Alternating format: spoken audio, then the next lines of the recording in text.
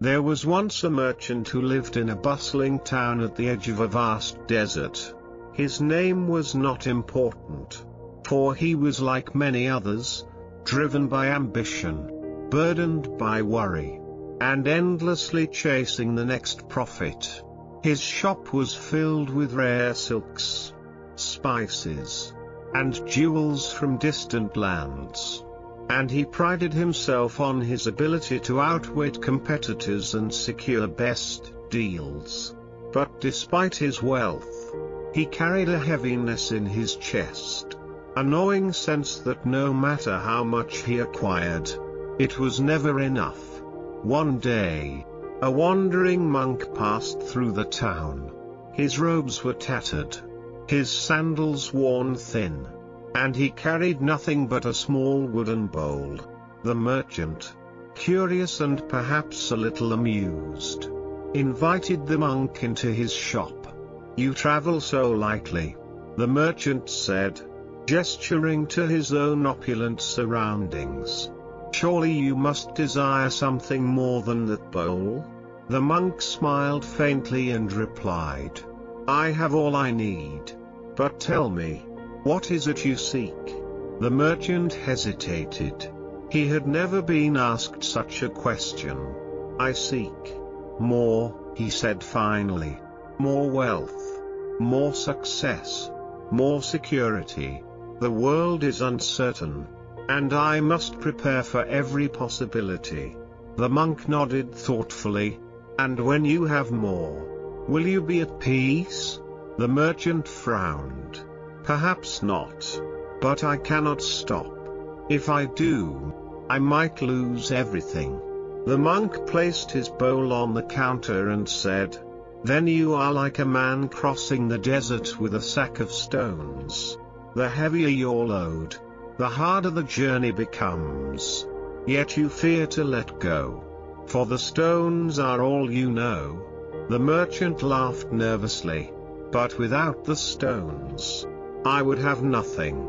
The monk picked up his bowl and turned to leave. "Come with me," he said. "I will show you what it means to carry nothing."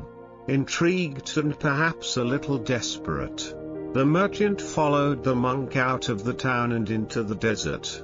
The sun was relentless, the sand endless.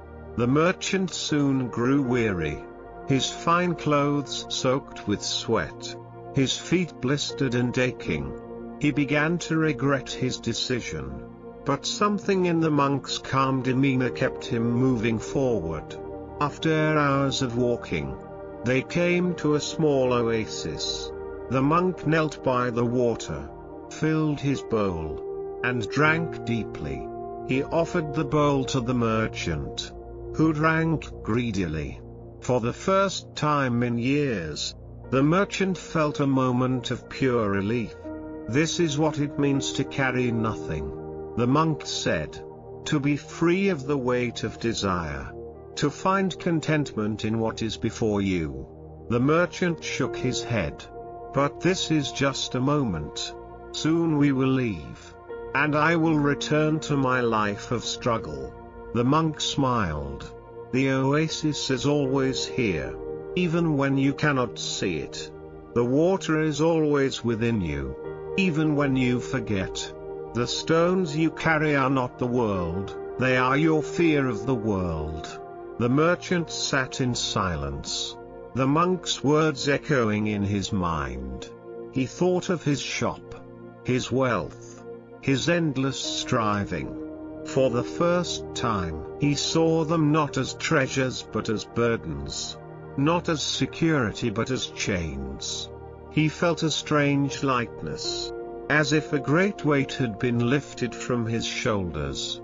When they returned to the town, the merchant gave away half of his possessions to those in need. He kept only what was essential, and his shop became a place of simplicity rather than excess. His competitors mocked him, but he no longer cared. He had tasted the freedom of the oasis, and he knew he could return to it whenever he chose. Years later, The merchant became known not for his wealth but for his wisdom. People would come to him with their troubles, and he would listen quietly before offering a simple piece of advice: let go of the stones. The desert is vast, but the oasis is always near. And in those moments, he would remember the monk, the bowl, and the endless expanse of sand. And he would smile, knowing that true wealth was not in what he carried but in what he had learned to release.